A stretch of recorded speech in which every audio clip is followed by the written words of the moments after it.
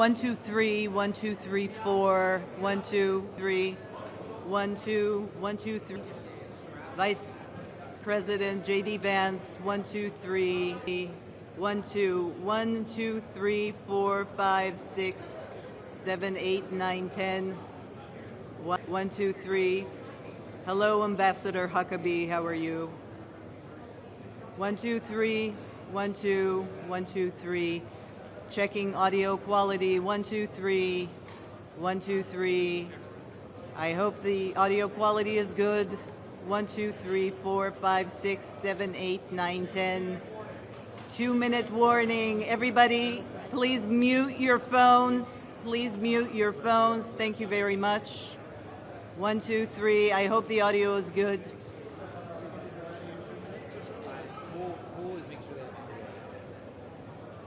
1 2 3 2-minute warning. Yeah.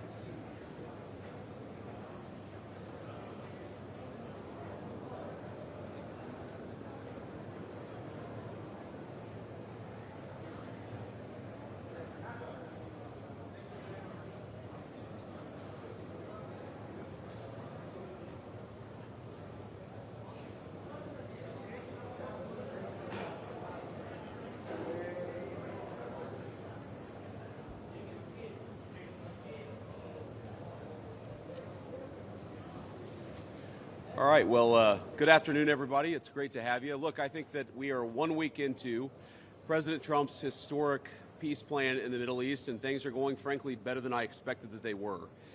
This is a very, very tough situation. You have two peoples, two enemies who have fought a very tough conflict against each other. You have a terrorist organization on one hand that murdered a lot of innocent people.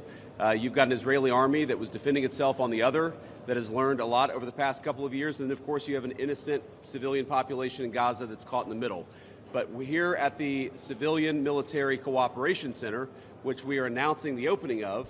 You have Israelis and Americans working hand in hand to try to begin the plan to rebuild Gaza, to implement a long-term peace, and to actually ensure that you have security forces on the ground in Gaza, not composed of Americans, who can keep the peace over the long term. So We've got a lot of work left to do. This is going to take a very, very long time, but I think Steve Witkoff, Jared Kushner, and Admiral Cooper behind me have done an incredible job. I want to say just a couple of quick things, and then I want to turn it over to Steve Witkoff. Number one, the Israeli government has been remarkably helpful in this. I want to thank them, thank our Israeli partners, and all the folks particularly who are working hand in hand with their American friends here at the CMCC. And number two, I want to say that there is this weird attitude I've sensed in the American media and the Western media where there's almost this desire to root for failure, that every time something bad happens, that every time that there's an act of violence, there's this inclination to say, oh, this is the end of the ceasefire, this is the end of the peace plan. It's not the end. It is, in fact, exactly how this is going to have to happen when you have people who hate each other, who have been fighting against each other for a very long time. We are doing very well. We are in a very good place. We're going to have to keep working on it, but I think we have the team to do exactly that. So with all thanks to our partners, both in Israel, but all across the Gulf Arab states, Indonesia, the Turks, we are doing an amazing thing here, and I'm particularly proud of the American troops working at the command center who are coordinating this effort and making it possible. So with that, I want to thank Ambassador Steve Witkoff and turn it over to him to say a few things, and after everybody's said a few words, we'll take some questions. Thank you, guys. Steve? Well, thank you very much, Mr. Vice President. We're really proud of what's happened here. It's an amazing effort. It's a great coordination between our partners. We have a great team. Signing this deal up was a challenge in and of itself, but the implementation, that's where it really is going to be the most important. And I think we are exceeding where we thought we would be at this time. I think the Vice President has come out here. He sees that. The Secretary of State will be out here. I can't tell you what a privilege it is to work with the team that we have, with Jared, who's extraordinary, the President, of course, and the Vice President, and Admiral Cooper. I would also say this. We're learning so much here. This CMCC that we're setting up now, this is going to be used in other conflicts as we figure out all the intricacies of how to modulate a peace deal, go from war to peace. Lastly, in closing, I want to speak about the morning that me and Jared had. We met with 10 hostages and their families, and it was really an emotional moment. And I felt blessed to be in that room. Lots of tears, lots of people really, really grateful to President Trump for getting their children home, and you, of course, Mr. Vice President. And I want to observe that I didn't see any victims in that room. I saw strong people who have come out under very difficult circumstances. Their families are reunited, and they are so grateful. And it was just my privilege as an American to be there. Thank you. Great, thank you. Jared? Thank you. Thank you, Mr. Vice President. Thank you, Steve. First of all, we really appreciate your visit here. It's given a great boost of energy to everyone here, and your support through this whole effort has been really tremendous. What you see here today is really the opening of the CMCC. This has been something that's been envisioned by CENTCOM. Admiral Cooper will speak about that in a bit. But we always knew that the deal that we were working on would kind of have two phases to it. The first phase was obviously getting the live hostages out. We're currently making progress on the hostages, the bodies that are still there. I think almost half are out now, and we had very good meetings with the Israelis. I know the Vice President's here to put a lot of effort into that today to hopefully make sure we can complete that mission in phase two. At the same time, the humanitarian aid, there's actually been surprisingly strong coordination between the United Nations and Israel, which is something that we've been able to help synthesize, get each other to air their concerns and to find out how we can do it better so that the aid reaches the people in Gaza and doesn't go into the wrong hands there. Finally, I'll say that there has already been a lot of efforts over the last years by really concerned people to think about what happens next in Gaza. And there's a lot of great things happening here. More will be released in the coming days. But the most important thing here is to figure out how you really get a good deconfliction coordination center. This really has been a startup. There's been a lot that's been done. It's amazing to think it's only been a week, but I actually, with the pace of work and the commitment of everybody, I think in a week from now you'll see even more progress. I want to echo what the Vice President said about how a lot of people are getting a little hysterical about different incursions one way or the other, but what we are seeing is that things are going in accordance. Both sides are transitioning from 2 years of very intense warfare to now a peacetime posture, and really thanks to Admiral Cooper, CENTCOM, and the CMCC to try to build that deconfliction mechanism in order to make sure that we can get to a proper de-escalation. We have some flags that we've put up here. This is not fully representative of the countries that are here. It's happening very rapidly, that people are agreeing to come on board, agreeing to help. People really want to be a part of this, and it's just happening very, very quickly. So we'll try to continue to give the updates as it progresses, but really just thank you to the entire team here who's made all this possible. It's been a lot of sleepless nights, around the clock effort, and it's really been great coordination, because everyone believes that it is possible to create something better in Gaza, and we have to believe it, we have to work hard for it, and if we all work hard to do that, then I do believe a great outcome is possible. Thanks, Jared. Admiral? Well, Mr. Vice President, thank you for joining us here today at the CMCC. Consistent with our Commander-in-Chief's direction, this facility will be the hub for the delivery of everything that goes into Gaza as we look to the future, delivering on the Commander-in-Chief's commitments. 200 of America's sons and daughters who wear the cloth of the nation have stepped up and are serving here. I just couldn't be prouder, and I know that you are as well. Thank you so much. Great. Thanks, Admiral. And gentlemen, we'll take a few questions now. Sir.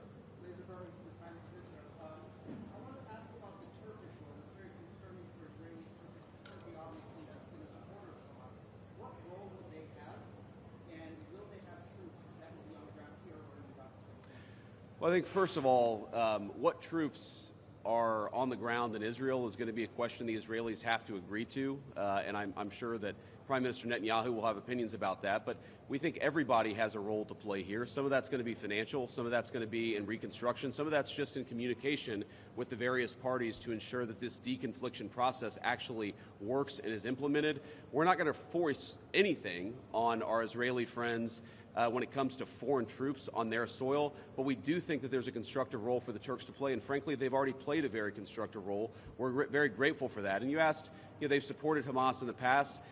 No one who is a party to this conflict can look in the past and not point at something that they don't like or that they disagree with. Everybody who's been involved in this conflict can point at one other person. One of these flags can point at another flag and say, we hate that person for various reasons. The way that we're going to get to peace is to focus on the future, which is what the President of the United States has asked us to do. And we think everybody here is very willing to do that and is very eager to engage in that effort. Ma'am.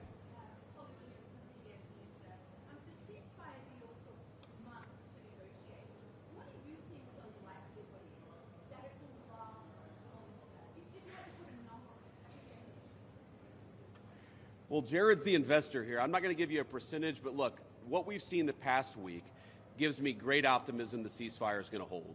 And if we get from where we were a week ago to a long-term, durable peace between Israel and Gaza, there are going to be hills and valleys. There are going to be moments where it looks like things aren't going particularly well. But given that, and given the history of conflict, I think that everybody should be proud of where we are today. It's going to require constant effort. It's going to require constant monitoring and supervision. That's part of the reason that Admiral Cooper and his team is here, is to mediate these disputes, to mediate these disagreements as they come up. But look, right now, I feel very optimistic. Can I say with 100% certainty that it's going to work? No. But you don't do difficult things by only doing what's 100% certain. You do difficult things by trying, and that's what the President of the United States has asked us to do. Sir.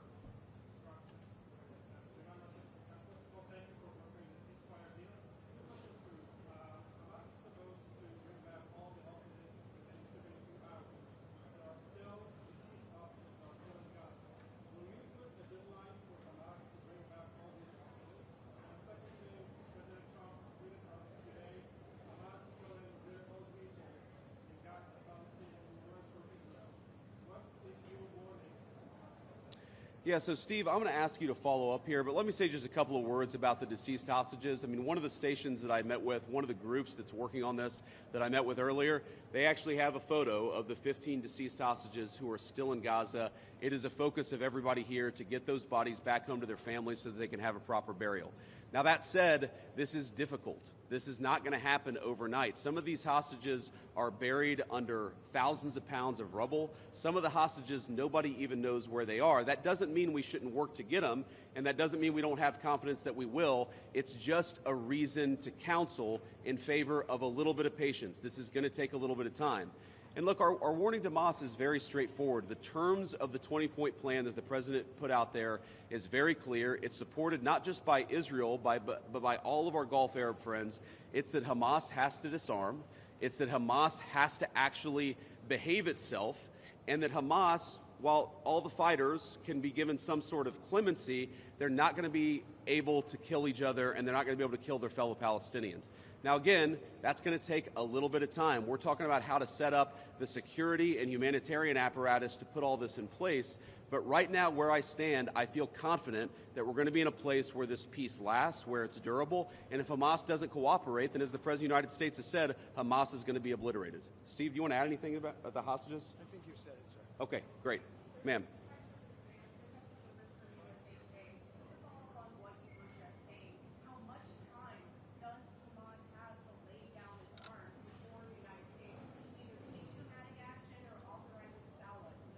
Well, look, the president actually put out a truth this morning that I thought was very instructive. We know that Hamas has to comply with the deal, and if Hamas doesn't comply with the deal, very bad things are going to happen. But I'm not going to do what the President of the United States has thus far refused to do, which is put an explicit deadline on it, because a lot of this stuff is difficult.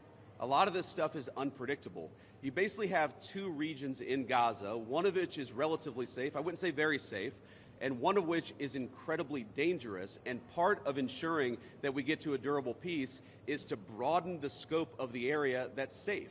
And the International Security Force is a big part of that. We don't yet have the International Security Force set up. That's something we're working towards. We have a number of volunteers who want to participate in that International Security Force. So my point is, I don't think it's actually advisable for us to say this has to be done in a week, because a lot of this work is very hard.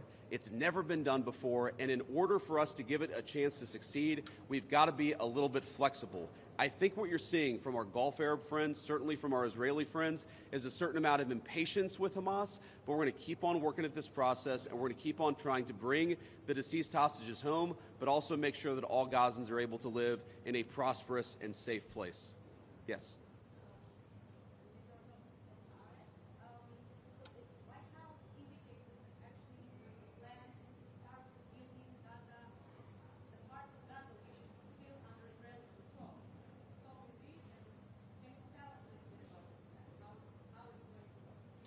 Yeah, Jared, you want to say a few words about that?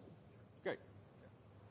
So, first of all, no reconstruction aid, no reconstruction funds will be going into areas that Hamas still controls. And as far as the demilitarization goes, once the ISF is up, there needs to be a security force that they can feel safe from, that in order for it to be the transition to be complete. So that needs to happen. There are considerations being happening now in the area that the IDF controls, as long as that can be secured, to start the construction as a new Gaza, in order to give the Palestinians living in Gaza a place to go, a place to get jobs, a place to live. So that's one of the many things being considered. Right now, again, there's been several work streams that have occurred over the last years. Those are all being synthesized and updated here at the center, and then they'll go before President Trump and the Board of Peace to get recommendations on what to build, how to phase it, but that's definitely something now that's being very strongly considered.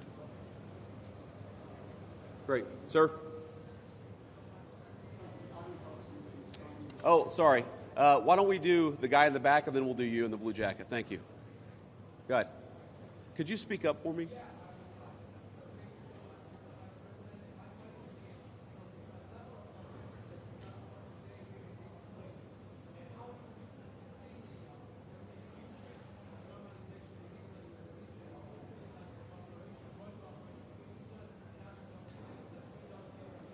Yeah, well, you know, I think Steve put it best, which is that this model, I think, could serve for a foundation for normalization, not just in the Middle East, but across the world.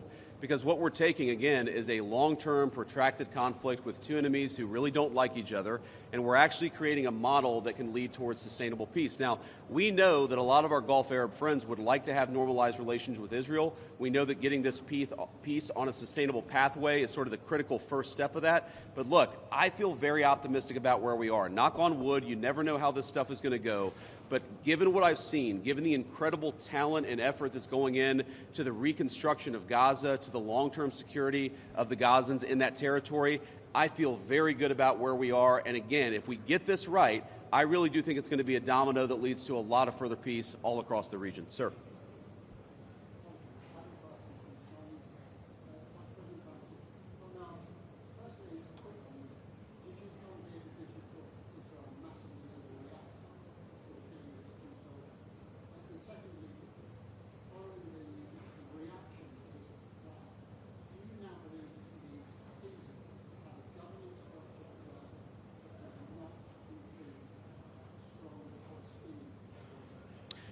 Well, so on the first question, no.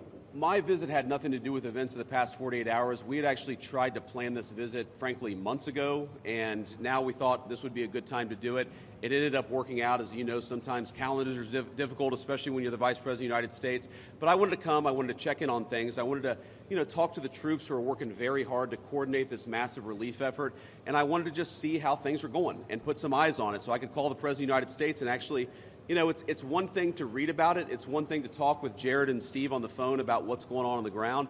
It's another thing to actually shake somebody's hand, to look them in the eye and to understand what are the challenges, what are the things they need from me. I mean, I heard from relatively junior troops very simple things that would make their lives easier that I'm going to take back to Washington and hopefully help them with. That's why you do a visit like this, not because of anything that's happening on the ground. On your question about what is the ultimate, authority in Gaza look like, I don't know the answer to that question. And I think what's so cool, what's so amazing about what these guys have done is that we're creating a governance structure that is very flexible to what happens on the ground in the future.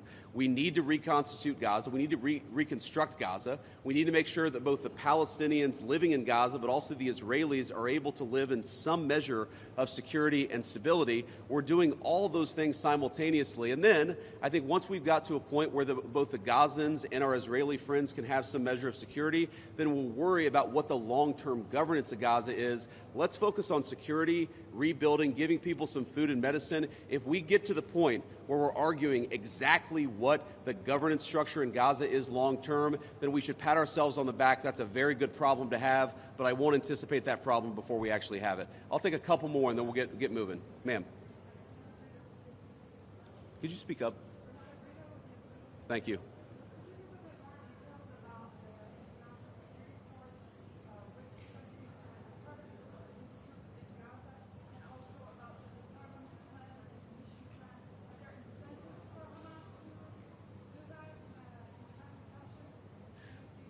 Well, the incentives are that unless Hamas disarms in accordance with the agreement, very bad things are going to happen, right? And also the incentive is that if they disarm, there is a better future for everybody on the other side of it. But in terms of the international security force, Steve and Jared, Admiral Cooper, are working on that very issue right now. Remember, this peace deal was struck under the president's leadership literally a week ago. The hostages were returned, 6 days ago, 5 days ago? So we're in the phase now where we're actually starting to conceptualize what that international security force would look like. I think it's important for Americans to know a couple of things. Number one, there are not going to be American boots on the ground in Gaza. The President of the United States has made that very clear. All of our military leadership has made that very clear. What we can do is provide some useful coordination. How do you take, the Gulf Arab states, plus Israel, plus plus the Turks, plus the Indonesians, how do you actually get those folks to work together in a way that actually produces long-term peace? The only real mediators are the United States of America. And so that's the role that we're going to play. I think the American people should be proud of it, but they should know that there are going to be no American boots on the ground in Gaza. Sir, in the back.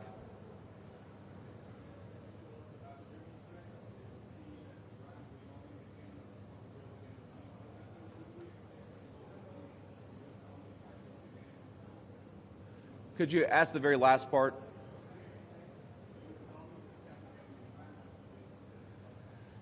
Well, I'm not going to make any announcements here today. The President of the United States has been very clear about our policy with regards to Iran. It's that he actually wants Iran to be prosperous. He wants to have good relations with the Iranians, but they cannot have a nuclear weapon.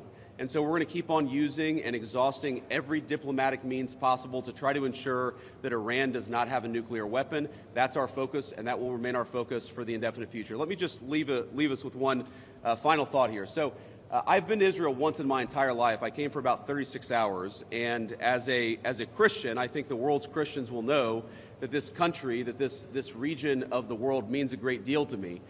And at some point today, I hope to go, or at some point in the next couple of days, I should say, I hope to go to the Church of the Holy Sepulchre, which Christians believe is the site that Jesus Christ was crucified in. And I know that Christians have many titles for Jesus Christ, and one of them is the Prince of Peace. And I'd ask all people of faith, in particular my fellow Christians, to pray that the Prince of Peace can continue to work a miracle in this region of the world. I think that we have made incredible strides over the past week. We're going to have to make a lot more, but I think with your prayers, with God's providence, and with a very good team behind me, I think we're going to get it done. Thank you all. Take care.